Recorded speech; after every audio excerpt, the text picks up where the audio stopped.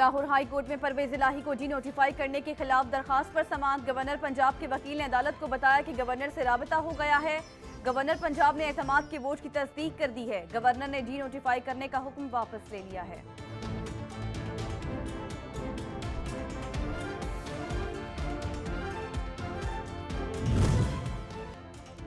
कराची और हैदराबाद में बल्दियाती इलेक्शंस 15 जनवरी को ही होंगे। सिंध हाई कोर्ट ने बल्दियाती इलेक्शंस रोकने से मुतल्लिक MQM की दरखास्त मुस्तरद कर दी।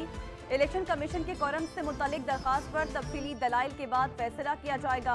अदालत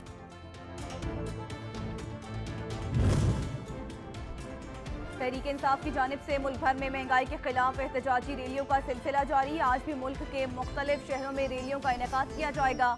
खानेवाल, सवाबी, अपरदीद, बटग्राम में महंगाई मुखालिफ रैली का इनेकाद किया जाएगा।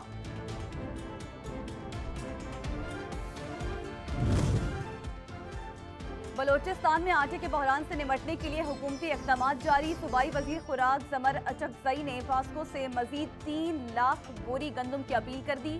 कहते हैं वज़ीर आला पंजाब और कमांडर सदर्न कमांड की कोशिशों से बहरान पर काफ़ी हद तक काबू पा लिया है। दहशतगर्द नेटवर्क के खिलाफ CTT की बड़ी कार्रवाई। मुल्तान से कलअदम TTP नेटवर्क के 2 दहशतगर्द गिरफ्तार कर लिए। दहशतगर्दों की शनाख्त एहसान और उसामा के नाम से हुई। धमाका हेज मवाद, असलहा, दस्ती बम बरामद।